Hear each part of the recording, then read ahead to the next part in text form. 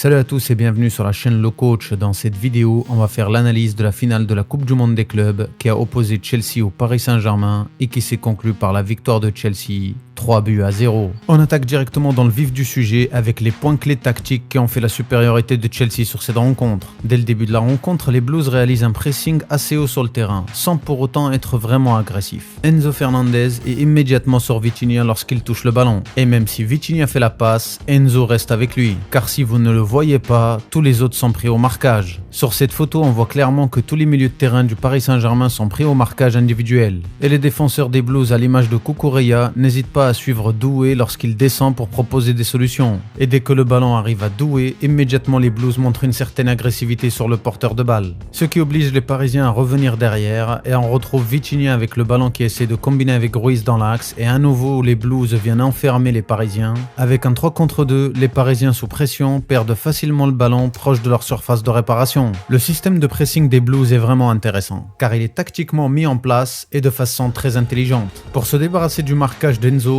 Vitinha descend pour prendre le ballon dans la surface de réparation de Donnarumma. Pour ce faire, il veut attirer Enzo super bas pour ensuite combiner un 1-2 avec Marquinhos et partir dans le dos d'Enzo et se libérer du marquage. Mais Enzo Fernandez sur cette action décide de ne pas aller presser Vitinha. Est-ce que vous avez vu ce que j'ai vu ?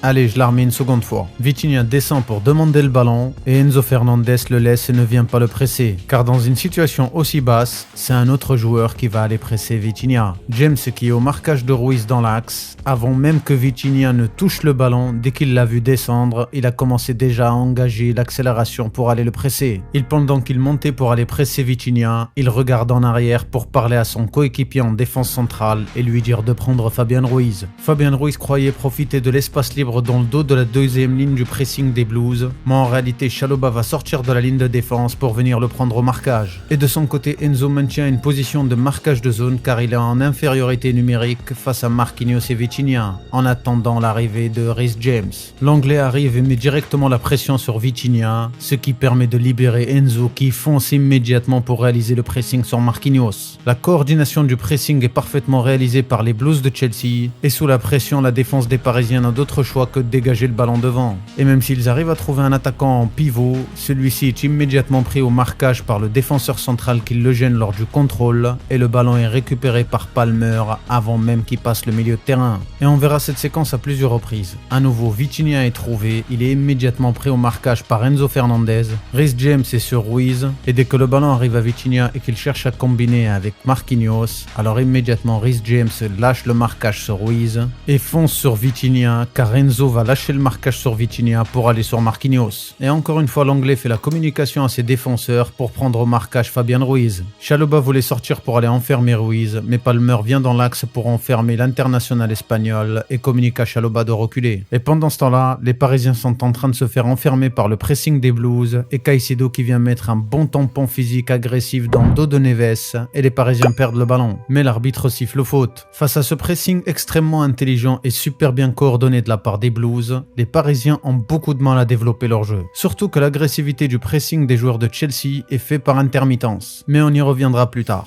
Face à ces difficultés, Dembélé descend lui aussi pour proposer des solutions et demander le ballon très bas. Mais avec une telle pressing et un surnombre important des joueurs des Blues dans la moitié de terrain parisienne, Donnarumma n'a d'autre choix que de jouer long devant pour essayer de trouver les 1 contre 1 avec Kvara. Mais bien évidemment, le contact et l'agressivité sur les premiers contrôles sont aussi là et Kvara loupe le ballon. En additionnant tout ça, les Blues arrivent à se créer rapidement une situation dangereuse en trouvant facilement Enzo face à la défense. Après plusieurs combinaisons avec Neto sur l'aile gauche, il arrive à trouver Pedro dans l'axe, qui avec une talonnade arrive à servir Palmer à l'entrée de la surface de réparation totalement seul. Et avec un enveloppé du pied gauche, il frôle le poteau. Premier avertissement pour le Paris Saint-Germain. Derrière, la situation des Parisiens ne change pas à la construction du jeu. Vitinha est toujours pris par Enzo Fernandez. Et le changement entre lui et Reece James se fait lorsque Enzo Fernandez décide d'aller presser Marquinhos. Et à nouveau face au pressing, les Parisiens n'ont d'autre choix que de dégager le ballon devant. Et lorsque les Parisiens arrivent à passer le milieu de terrain, alors les Blues passent en 5-4-1 avec Neto qui descend en défense pour se transformer en un arrière gauche. Bien évidemment, ce n'est pas le genre de choses qu'on verra de la part des attaquants du Real Madrid. Et encore dans cette situation, Vitinha n'a pas de solution. Tous les joueurs sont pris et les espaces sont fermés. Et malgré les différentes permutations offensives des Parisiens,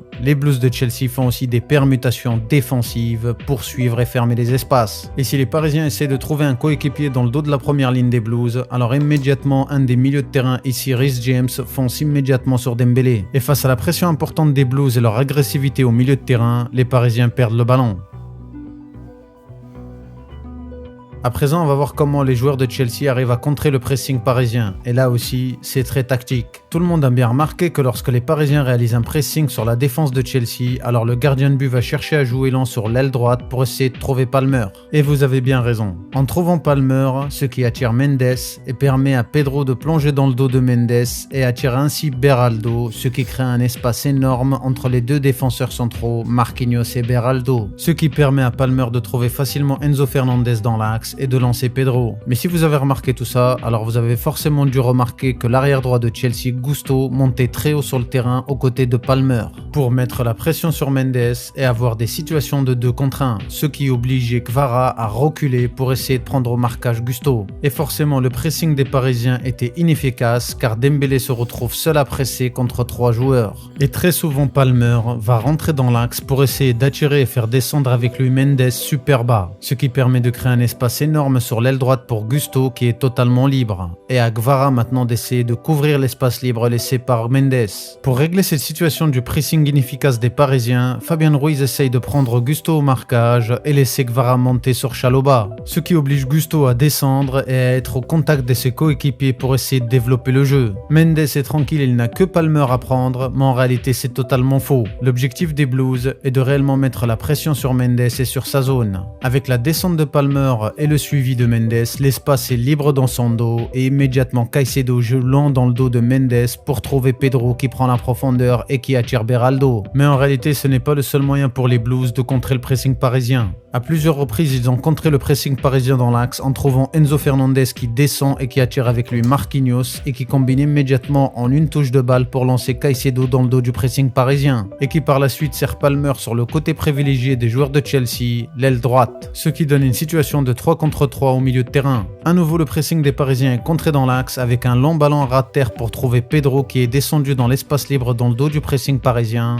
ce qui à nouveau donne une situation avantageuse avec un 4 contre 4 au milieu de terrain. Si vous avez bien remarqué, les deux actions précédentes passent par l'axe car Gusto est assez bas sur l'aile droite. Mais dès que Kvara monte assez haut pour presser Chalobah et que Gusto se libère du marquage, alors immédiatement le gardien de but de Chelsea joue lent pour essayer de trouver Gusto sur l'aile droite. Et pourquoi ça? Tout simplement car Mendes est dans une situation de 2 contre 1 contre Palmer et Gusto, surtout que Palmer est descendu super bas dans l'axe pour attirer Mendes, ce qui libère totalement l'espace libre sur l'aile droite pour Gusto qui part en profondeur. Sur le dégagement du gardien de but de Chelsea, la défense parisienne est déséquilibrée. Et c'est ce que l'on voit sur cette carte des chaleurs. Chelsea a essentiellement misé la majorité de son jeu sur l'aile droite, avec une grande tache verte sur l'aile droite, contrairement à ce qu'il y a sur l'aile gauche. De leur côté, les Parisiens ont une tache rouge assez basse qui montre leur possession sur le terrain, ce qui montre à quel point il était difficile pour eux d'avoir la possession et le contrôle du jeu plus haut sur le terrain. Et c'est avec cette tactique sur le pressing des Parisiens que les joueurs de Chelsea vont marquer le premier but. Et même si le marquage est bien fait cette fois-ci avec Ruiz qui est au marquage de Palmer dans l'axe, un long ballon est joué vers Gusto sur l'aile droite, Mendes essaye de dégager le ballon, mais il remet le ballon dans la course pour Gusto. Et comme sur la toute première action du match, Palmer se retrouve seul à l'entrée de la surface de réparation et il est servi par Gusto qui est dans la surface, et d'un plat du pied sécurité, il envoie le ballon au fond des filets,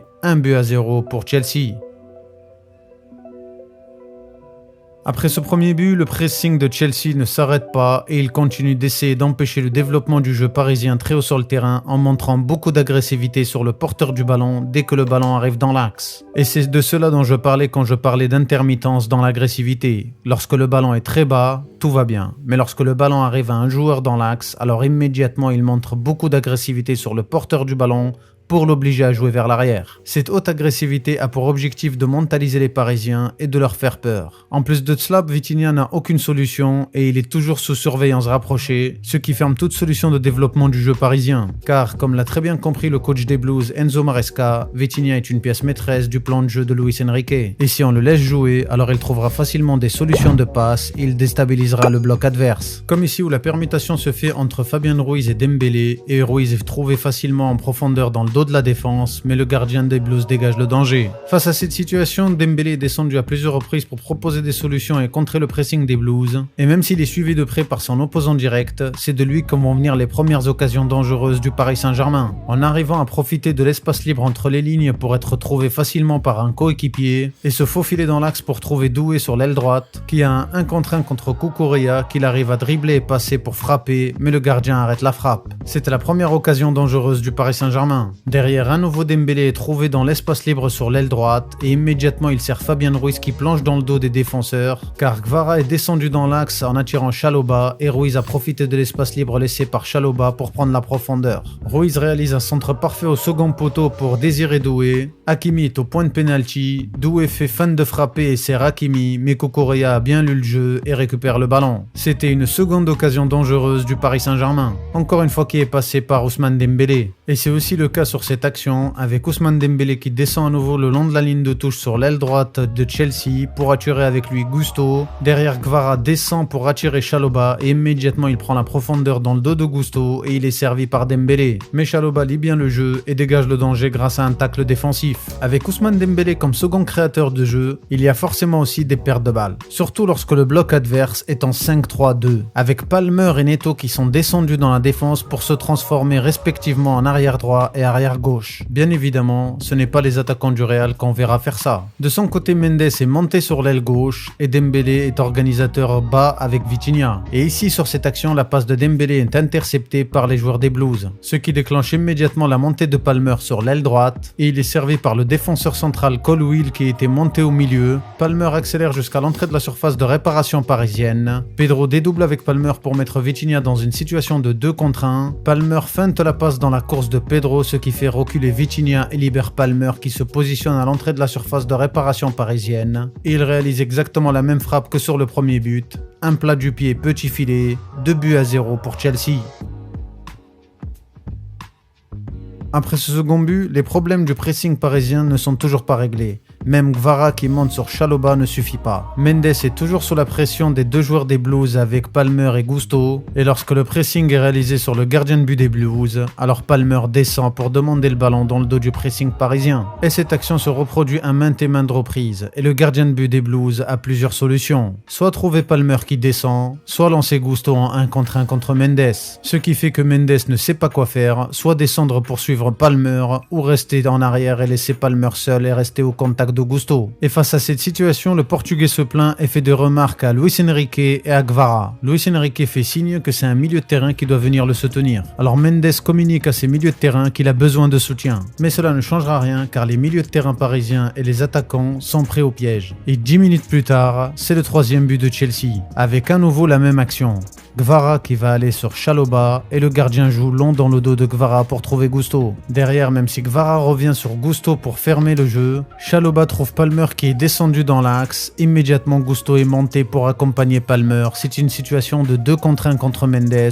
Ruiz et Neves étaient montés sur le pressing et de son côté, Vitinha est au contact d'Enzo dans l'axe. Mendes fait signe à Gvara et à Ruiz de revenir pour le soutenir et de son côté, l'attaquant des Blues accélère dans l'axe pour éloigner Belardo de la zone de jeu. Mendes continue de faire signe pour dire qu'il faut prendre Gusto, mais cela faisait déjà 40 minutes que les attaquants parisiens couraient derrière le ballon pour réaliser des pressings inefficaces. Mais surtout, Gusto avait suffisamment pris d'avance, ce qui faisait qu'il ne pouvait pas le rattraper. Mendes est au contact de Gusto, ce qui oblige Beraldo à sortir sur Palmer pour l'arrêter, et immédiatement l'attaquant Joao Pedro plonge dans l'espace libre dans le dos de Beraldo, et il est servi par Palmer dans l'espace libre. Et d'un piqué, il lobe Donnarumma, 3-0 pour Chelsea. En une seule mi-temps, Chelsea a terminé le match 3-0. En seconde période, rien ne changera au score, mais dans cette seconde partie de la vidéo, je vais vous montrer les différentes tactiques défensives de très haut niveau utilisées par Chelsea pour empêcher et bloquer toutes les attaques parisiennes. On sait grâce aux différentes vidéos d'analyse que j'ai réalisées tout au long de la saison que les joueurs parisiens adorent les permutations et les changements de position. Et sur cette action, Hakimi va monter pour rentrer dans l'axe et il est suivi de près par Neto, son opposant direct. Pour rappel, Neto est ailier gauche. En suivant Hakimi, les Parisiens libèrent l'espace sur l'aile droite. Doué descend dans cet espace libre pour demander le ballon. Cucurella est censé le suivre, mais c'est là toute l'intelligence défensive des Blues. Ils ne tombent pas dans le jeu de permutation défensive des joueurs de Chelsea. Ils communiquent entre eux pour faire les permutations dans les marquages individuels tout en gardant un marquage de position.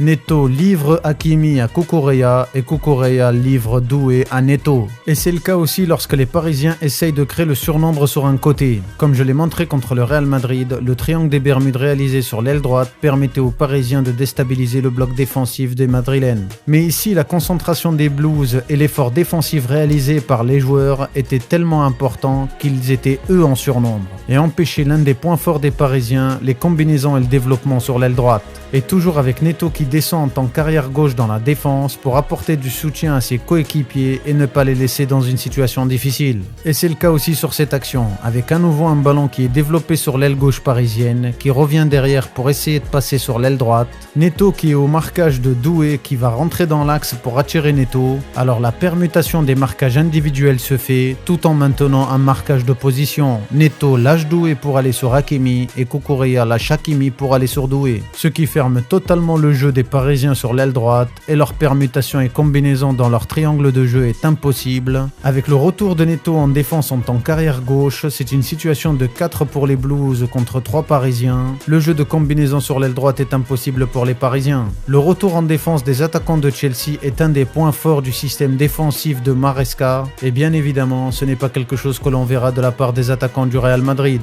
Environ à l'heure de jeu, les joueurs de Chelsea ont totalement fermé le jeu en se positionnant tous en défense. Derrière, les Parisiens sont condamnés aux exploits individuels, comme sur cette action où Doué arrive à passer 2 joueurs des Blues. Puis arrivé au 3e, il centre dans la surface de réparation, le ballon est contré par le défenseur des Blues et arrive à Dembélé devant les buts, qui frappe le ballon mais le gardien dégage le danger. C'était une occasion inespérée pour les Parisiens, mais encore une fois le ballon ne finit pas au fond. Face à ce bloc défensif impassable, Doué tente la frappe à 30 mètres, mais sa frappe n'est pas cadrée. Et c'est le cas aussi ici pour Mendes qui va tenter aussi la frappe à 30 mètres des buts, mais la frappe est contrée. Et bien évidemment les Blues n'hésitent pas à apporter un côté piquant à ce système défensif en mettant énormément d'agressivité sur le porteur de ballon. Et c'est le cas aussi sur cette action, avec à nouveau les Parisiens qui essaient de développer le jeu sur l'aile droite, mais immédiatement ils se retrouvent enfermés et grâce à l'agressivité des Blues, ils récupèrent le ballon et partent immédiatement en contre-attaque. Delap a un 1 contre 1 contre Beraldo qui le crochette pour se mettre sur son pied gauche et arme la frappe du pied droit. L'enveloppé est magnifique, mais Donnarumma se détend et dégage le danger. On est plus proche du 4-0 que du 3-1. Et c'est aussi le cas sur cette action, avec un long ballon pour lancer Delap en profondeur. À nouveau, il a un 1 contre 1 contre Beraldo. Delap le passe facilement, mais heureusement Donnarumma dégage le danger. Face à la frustration énorme et tous les coups qu'ils ont pris, les Parisiens n'en peuvent plus et Neves lâche ses nerfs en tirant les cheveux de Cucurella. Bien évidemment, il écope d'un carton rouge et laisse les Parisiens à 10 qui ne reviendront pas dans la rencontre. Chelsea remporte le trophée de la première édition de la Coupe du Monde des clubs en battant le champion d'Europe 3-0 et en devenant officiellement le club le plus fort du monde. Le coach italien Maresca a bien préparé la rencontre. Il a bien étudié le développement du jeu parisien et l'a fermé totalement. Et ensuite, il a utilisé le pressing des Parisiens contre eux en amenant beaucoup de surnombre en attaque sur un côté. Car en réalisant un pressing, il y a forcément un surnombre de l'adversaire en attaque et une diminution de l'effectif en défense. Donc pour contrer ce pressing, il a fait monter son arrière droit Gusto en attaque pour apporter du surnombre dans la zone où les Parisiens sont diminués. Ce qui est extrêmement intelligent tactiquement et qui a posé beaucoup de problèmes aux Parisiens. Et pour bien déstabiliser les Parisiens, ils ont mis beaucoup d'intensité dans le match avec énormément d'agressivité sur les porteurs du ballon. Ce qui a eu pour conséquence que les Parisiens n'ont pas réussi à faire leur jeu et se sont retrouvés dans des situations difficiles. De son côté, Luis Enrique n'a pas su apporter des solutions tactiques à ce problème. Car tout le monde le sait, Luis Enrique est le premier, les défenseurs centraux du Paris Saint-Germain sont moyens. Et ce qui leur permet de ne pas encaisser beaucoup de buts et ne pas se retrouver souvent en danger, c'est le jeu de possession de balle mis en place par Luis Enrique. Si mes adversaires ne sont pas souvent en possession du ballon, alors mes défenseurs n'ont pas grand chose à craindre. Mais cette tactique ne marche pas lorsque l'adversaire met beaucoup d'intensité et d'agressivité dans le jeu. Exactement le style de jeu anglais, et c'est pour cette raison que le Paris Saint-Germain cette saison, depuis les phases finales de la Ligue des Champions, n'a perdu que contre des équipes anglaises. Bravo à Chelsea et à Maresca pour leur premier trophée de Coupe du Monde des clubs, et dommage pour le Paris Saint-Germain qui allait réaliser une saison incroyable avec 5 trophées gagnés. Si le contenu t'a plu, n'hésite pas à partager, à liker, c'est important pour la réussite de la chaîne, et moi je te dis à dans une prochaine analyse et une prochaine vidéo. Ciao! Oui, alors bien sûr, la saison historique, évidemment, puisqu'il y a cette première Ligue des Champions. Champions. Ça finit un peu sur cette lourde défaite. On avait vu, Alexandre Letellier, durant cette compétition, des Parisiens qui nous paraissaient infatigables, qui couraient, qui se blessaient pas, qui mettent des cartons à des équipes comme celle du Real, même au Bayern, bon, un petit peu à l'Inter Miami, à l'Atlético. On se souvient encore du 5-0 du 31 mai. Qu'est-ce qui n'a pas fonctionné selon vous hier soir ? C'est dans les têtes ? C'est dans le physique, ils se sont vus trop beaux, un excès de confiance ? Non, je pense que déjà, comme on l'a dit, Chelsea tactiquement avait très bien préparé le match. Et je pense que aussi, voilà, à un moment donné, physiquement, les joueurs, c'était compliqué parce que ils ont quand même eu des matchs quand même très compliqués, que ce soit en poule ou non, par exemple face au Bayern, qui a été sûrement leur plus grand adversaire. Oui, ils ont été très bons, mais ils ont fini à 9 aussi. Donc mine de rien, sur la durée, ça peut aussi jouer. Et il leur a beaucoup manqué, Pacho. Pacho leur a manqué. Après, le jeu du Paris Saint-Germain aujourd'hui demande tellement d'efforts physiques, parce qu'on le voit très bien qu'ils attaquent et qu'ils défendent ensemble, qu'à un moment donné, s'il y en a un ou deux où physiquement ils sont moins bien, ça va se ressentir. Et voilà, à l'image de Kvara, qui a toujours aidé Nuno sur le côté, ou même de l'autre côté, on voyait toujours l'ailier qui revenait. Là, on sentait que l'équipe était fatiguée. Et ça se voyait parce que... Enfin, j'ai en tête Joao Neves qui harcèle tout le temps le porteur, machin. Là, il était peut-être à 1 ou 2 mètres plus loin que d'habitude, et ça fait la différence parce que quand on a des joueurs en face comme Cole Palmer, enfin voilà, il lui faut pas. Et Joao Neves a eu un geste qui nous a tous fait beaucoup rire. Oui, bah après. On aurait fait pareil. On aurait fait pareil. On aurait attrapé la perruque. Après, Chelsea depuis le début du match a essayé aussi. Les cheveux, il a tiré Chelsea depuis le début du match, c'était un peu dans leur plan aussi de faire péter les plombs aux Parisiens. Oui. Et je pense qu'à 3-0 avec les compétiteurs que c'est, enfin Joao Neves, ça reste un jeune, hein, donc au bout d'un moment. Enfin, c'est normal parce que Cucurella, là, on le connaît, hein, en sélection, il fait pareil. Il était insupportable. Ouais. Insupportable. Quand on dirait un peu le Pouyol pas seulement pour les cheveux. Je peux vous dire qu'en Allemagne, il est sifflé en permanence à cause de la dernière à l'Euro. Allemagne-Espagne. Et là, j'y étais encore pour la Ligue des Nations, là, et les Allemands le sifflent systématiquement. Même sur l'action d'avant, quand il se roule dans tous les sens, on a l'impression qu'il allait être évacué en hélicoptère et il souriait sur le terrain. Donc c'est normal qu'à un moment donné, les joueurs ils pètent les plombs. C'est une pète à claque, faut le dire. Est-ce que certains vous avez dit, vous avez laissé paraître qu'ils étaient fatigués quand même ? Certains du Paris Saint-Germain. Des joueurs que non, j'ai pas discuté avec les joueurs avant le match, mais ça se voyait parce que quand on voit la débauche d'énergie qu'ils ont pu avoir et contre le Real et contre le Bayern et même tous les autres matchs, enfin voilà, là ça se sentait qu'ils étaient plus aussi frais qu'au début, parce que même contre le Real en fin de match, alors qu'ils menaient 3-0, quand on voyait la mentalité qu'ils avaient pour pas prendre de but, etc. C'est pour ça qu'on a peut-être été surpris, Annie, Dominique. Le 11 de départ de Chelsea, le 11 de départ du Paris Saint-Germain, un match ça dure 90 minutes. Vous savez combien il y a de minutes d'écart entre les deux 11 en termes de minutes jouées ? 9000 minutes. Sur l'année ? Sur l'année. C'est-à-dire qu'il y a 10 matchs d'écart pour chaque joueur. 10 matchs d'écart le 13 juillet. C'est-à-dire que votre saison elle a commencé en juillet 2024. Et pour les autres adversaires, ça n'a pas été aussi flagrant, c'est ça ? Ah non, c'est pas aussi flagrant. Et vous savez, Paris, on a... Vous demandez la raison de la défaite, il y en a plusieurs, il n'y a jamais une seule raison. Quand il gagne, il n'y a jamais une seule raison. Physiquement, il était moins bien, il y avait un peu de suffisance parce qu'il pensait, tout le monde dit pensait. Il y a une conjonction de raisons. Moi, le premier pensait que ça allait être une formalité. Dans le Café des Sports, on y a beaucoup tout le monde pensait que ça allait être plutôt facile, peut-être pas une formalité, mais peut-être de 0 assez facilement. La fatigue, tactiquement moins bien préparé. Luis Enrique a dit après la demi-finale, je ne connais pas bien cette équipe de Chelsea. Bizarre comme déclaration avant la finale. L'entraîneur, il aurait... Ça s'est vu, hein. Bah oui. Voilà, donc ils étaient un peu cuits, il y a 9000 minutes d'écart. Voilà, et puis vous savez, ce qu'on disait avant comme petit défaut, en fait, ils sont 12 pour 11 places, grosso modo. On choisit entre Barcola et Doué. Et après, voilà, mais Zaïre Emery, qui est un joueur formidable, il est un peu sorti de la concurrence. Beraldo, il remplaçait Pacho parce que Pacho est suspendu. Beraldo, s'il était aussi fort, il aurait joué... Et il peut partir d'ailleurs. Apparemment. Il ne partira pas parce que déjà il a démenti fortement l'information encore sur Instagram aujourd'hui, mais c'est pas du tout dans ses plans. Après le foot, mercato est long, hein, mais pour l'instant il veut pas partir. Mais bon, en tout cas il est beaucoup moins fort que Pacho. Nuno Mendes et Achraf Hakimi, qui sont pour moi les deux meilleurs latéraux du monde, n'ont pas de doublure. C'est du bricolage, c'est où Joao Neves à droite, ou Lucas Hernandez qui lui aussi était suspendu, qui est évidemment moins fort. Donc ouais, il n'y a pas vraiment de banc. Donc Luis Enrique s'est appuyé dans ce tournoi. Là, Vitinha a joué les 7 matchs et toutes les minutes des 7 matchs. Mais d'ailleurs, c'est ce qu'on avait remarqué peut-être sur la saison, c'est quand il a trouvé son 11 à partir du mois de janvier, il change très peu son 11 de départ, Luis Enrique, Franck. Jusqu'à user en fait après les joueurs jusqu'à la corde. Hein. Après, on l'a vu et moi franchement, je pensais pas que cette équipe du Paris Saint-Germain irait jusqu'à la finale. Je pensais qu'après le titre européen, qui est quand même ce Graal, après lequel ils ont couru depuis si longtemps, là avec un autre groupe. Je m'étais dit, derrière, il y a une Coupe du Monde, mais entre-temps, il y a les matchs de l'équipe nationale, pour la plupart d'entre eux. Ils vont revenir. Qu'est-ce qu'ils en ont, en fait, à faire de ce tournoi-là ? Il y a de l'argent à les prendre pour le club, mais il y a peut-être l'image. Mais au-delà de ça, qu'est-ce que tu vas t'embêter aux États-Unis ? Tu sais qu'il va faire très chaud. Tu vas jouer sur des terrains qui vont être des terrains... Hier, c'était 3 heures de l'après-midi. Plus que sec, voilà. Je ne m'attendais pas à ça. Alors du coup, qu'ils soient allés jusqu'en finale, qu'ils aient sorti toutes ces équipes que vous avez énumérées aussi... finalement, c'était pas si mal, mais une fois que tu es là, tu dis maintenant. Après, c'est pas un échec, Franck. Hein. Ah non ? Ils ont fait finale de Ligue des Champions.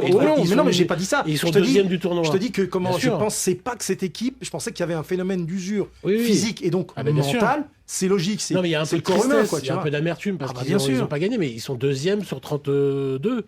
Bon, ça va, quoi, ça peut arriver. Hein. T'as raté un match.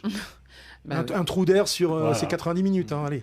David Lortolari, et c'est ça qui a paru surprenant aussi, c'est ces échauffourées qu'il y a eu en fin de match. Oui. Le Paris Saint-Germain, quand il mettait 4-0 au Real, il n'y a pas d'énervement. Donc, est-ce que c'était un peu la défaite, mauvais joueur moi, j'analyserais ça d'une réaction humaine normale, c'est-à-dire vous n'avez pas l'habitude déjà. Parce que cette saison, il y a eu beaucoup de 2-0, 3-0, 4-0 pour Paris.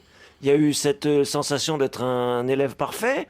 Et puis quand ça tourne pas, vous êtes surpris, vous êtes frustré, vous êtes donc peut-être un peu, c'est irrationnel sans doute, dans une certaine part. Et puis d'autre part, on l'a dit, l'un des aspects du match, c'est que Chelsea, avec un arbitrage peut-être un peu laxiste aussi, sur ce match-là, Chelsea a été un petit peu provoquant. Enzo Fernandez a bien fait son... Par exemple, il le fait tout le temps. C'est un Argentin. Ils sont tombés dans le piège. À Paredes. C'est là où ils sont jeunes. Et puis souvenez-vous, quand nous on était à l'école, collégiens et lycéens, la dernière journée avant les vacances, à un moment donné, si le professeur n'est pas sur notre dos en permanence... à la dernière journée avant les vacances. Non, mais nous on va être professionnels jusqu'au bout, ça à Nice, soyez-en sûrs. Mais peut-être qu'il y a des petites choses comme ça. Et puis le coach, regarde le coach. C'est une déclaration surprenante aussi. Non, mais au-delà de ça, on sait que c'est quelque chose qu'il refoule. Il a enfoui au fond de lui, mais on sait que ça fait partie. Oui. Bon, hier, c'est sorti, c'est humain, tu l'as dit, c'est humain. On s'attend pas à ça, mais à un moment donné, je crois que c'est pas... C'est une équipe, Annie, qui a eu un suspendu pendant la Ligue des Champions, c'est Marquinhos au match aller contre Aston Villa, et qui a pris 3 cartons rouges dans la compétition. Pacho, Lucas Hernandez, Joao Neves. Ouais. Donc 3 cartons rouges en 7 matchs, pour un seul suspendu en 17 matchs de Ligue des Champions. Donc on voit bien qu'ils étaient un peu au bout du rouleau, au bout mentalement. Ils ne sont pas devenus une équipe méchante. C'est un bon élément, ça, oui. Bon élément d'explication, oui. Alexandre Letellier, ça vous a surpris, vous, de voir, par exemple, Luis Enrique, que vous avez vu de très près, quand vous étiez au Paris Saint-Germain, comme ça, perdre un peu le contrôle ? Après, le problème, c'est qu'on ne sait pas ce qui s'est dit ou ce qui s'est passé sur le terrain aussi. Parce que pour qu'il Mais de la part de l'entraîneur, c'est plus surprenant que les joueurs où ils se frottent tout le match. Après, à voir ce qui s'est dit. C'est vrai que, ça peut être une réaction humaine, on ne sait pas vraiment ce qui s'est déroulé. Après, moi, ce que, entre guillemets, je trouve bien, c'est que ça montre que c'est une équipe qui a du caractère, peu importe l'âge. Ils vont pas se laisser marcher dessus. Et je l'ai dit il n'y a pas très longtemps, moi, je pense que, vu l'équipe qu'ils ont, parce qu'ils gagnent quand même la Ligue des Champions avec une des moyennes d'âge les plus basses sur toutes les éditions qui ont été faites. Je pense que sur les prochaines années, c'est une équipe qui peut en gagner je ne sais pas combien des Ligues des Champions. Et je pense qu'ils peuvent créer une dynastie, comme on dit par exemple en NBA, quand les équipes en gagnent plusieurs sur plusieurs années. Et je pense que cette équipe-là, si elle reste comme ça, avec cette mentalité-là, elle va aller très loin. Eh ben justement, on va écouter le président de ce club, Nasser El Khelaifi, parce qu'au micro de Baptiste Leduc, vous allez voir, il est sur la même ligne que vous.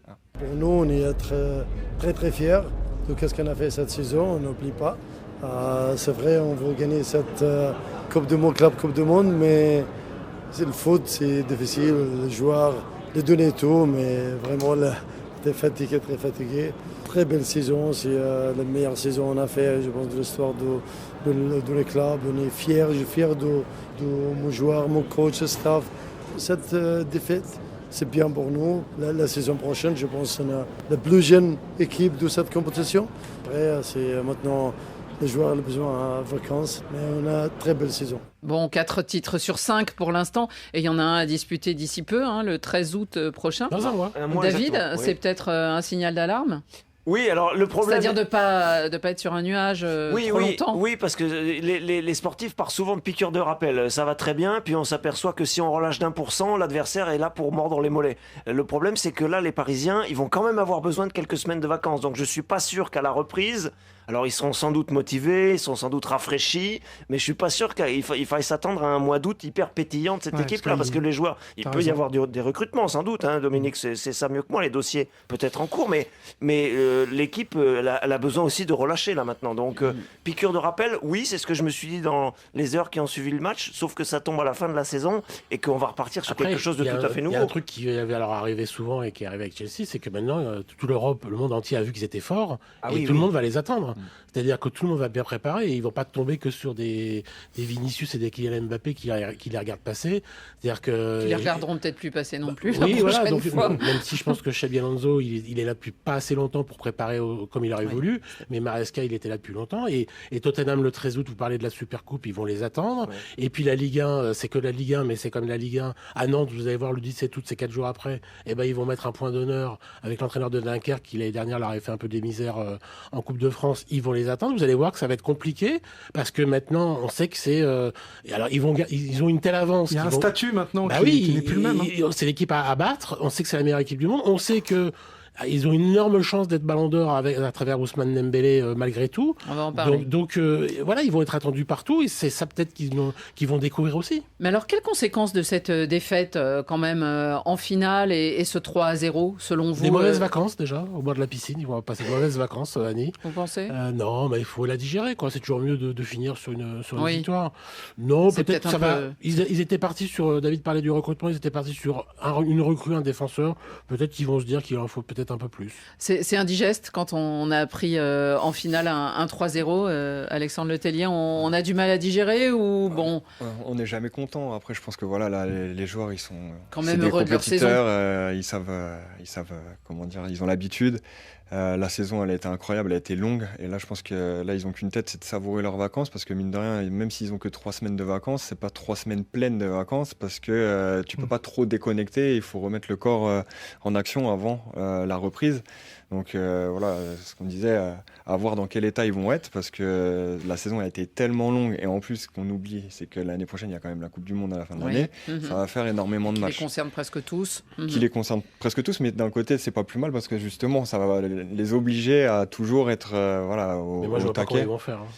Parce que 21 jours de vacances, on enlève le voyage, il faut rentrer des États-Unis parce qu'ils vont reprendre le 4 août. Et si certains sont en vacances au Brésil, comme Marquinhos, il faut aussi faire le voyage. Bon, c'est pas vraiment 21 jours, mais admettons. Mais c'est pour ça que je dis que c'est très dur. Et après, il faut remettre la mise en route. Et il faut mettre la mise en route pour une saison qui va, comme tu l'as dit, finir fin juillet 2026 pour les sélections, qui est une Coupe du Monde qui est quand même plus importante que la Coupe du Monde des clubs. Celle-là, elle est hyper prestigieuse. Voilà. Et presque tous dans des équipes qui vont assez loin quand même. On a vu ce que Rodri, on a vu le Ballon d'Or Rodri ne pas pouvoir quasiment jouer de la saison. Il est revenu un tout petit peu à la fin. Moi, j'ai peur physiquement quand même. Pareil, c'est ma crainte aussi. Voilà, les blessures après ce mondial des clubs. On craignait déjà la saison passée. Il y avait eu des cris d'alarme de certains joueurs, mais je trouve pas assez malgré tout. Mais Rodri, il avait lancé le pauvre. Mais j'ai l'impression un peu seul dans un peu seul dans le désert. J'ai trouvé qu'il n'a pas été vraiment soutenu ni accompagné dans cette démarche, alors que comme on savait très bien que on aurait pendant un mois, mi-juin, mi-juillet, cette compétition, que ça concernait, sauf un club ou deux grands clubs européens, la crème de la crème, comme on dit, et à l'arrivée. Mais je pense qu'on est tous d'accord là-dessus. Il y aura de la casse. On aura des surprises à l'automne, pendant l'hiver. Les Européens ont plus de chances d'être dans le dernier carré que... On disait beaucoup que la Coupe du Monde du Qatar aussi, elle avait été longue. Ça avait été long à en voir les effets, mais qu'il y avait eu les effets. Aussi, oui, bien sûr. Exactement. Beaucoup. Cette Coupe du Monde. Il y a une CAN au Maroc à partir de décembre jusqu'à... On est au courant. 21 décembre. Je vais vous pincer. Non, mais je pense à Achraf Hakimi qui jouait les JO l'année dernière, en juillet. Il y a un an. Qui a joué tout le temps. Qui a joué un an, quasiment. Il s'est jamais arrêté, Achraf. Il s'est jamais arrêté. Et il n'a pas été blessé. Et la CAN au Maroc, pour lui, elle est évidemment beaucoup plus importante. Franchement, j'ai peur pour lui parce que on voit très bien que son jeu est comme, évidemment que c'est un joueur techniquement au-dessus de la moyenne, mais on voit que c'est un athlète hors norme. Les sprints qu'il fait en permanence, les sprints à haute intensité. Il est capitaine, Dominique. Il est capitaine des Lions de l'Atlas. C'est une responsabilité supplémentaire, toi, vis-à-vis de tout un pays. Eux, ils n'attendent qu'une chose, les Marocains. C'est que comment il a soulevé le trophée. Oui, voilà. Enfin. Et il y a pas vraiment, il y a une énorme pression et ça peut rejaillir, ça peut te retomber dessus physiquement aussi. Hein. Waouh. Chelsea a surpris tout le monde en fait. Chelsea a surpris tout le monde. En fait, Paris avait déjà gagné le match dans la tête. Ils ont oublié que le match, ça se joue au sol, sous la pelouse. Bienvenue à tous, on parle de cette finale de la Coupe du Monde des clubs. Une compétition tant critiquée, mais dont quand même les médias français rêvaient quand même d'un Graal pour Paris, il faut l'avouer. Sauf que, au finish, c'est un club anglais, Chelsea, qui s'est imposé 3-0 devant le club qui était devenu l'ogre de l'Europe. On nous a dit non, le PSG envoie un signal fort. Au Barça, le PSG envoie un signal fort. Au Real, une nouvelle ère est née et tout. Et Chelsea est venu remettre tout en question. C'est ça la beauté du football aussi. L'incertitude du football, ça fait sa beauté. Franchement,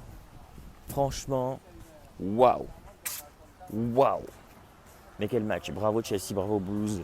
Victoire totalement méritée. Le PSG ne peut s'en prendre qu'à lui-même. Sur les plateaux, on voit les débats. Non, le PSG est fatigué.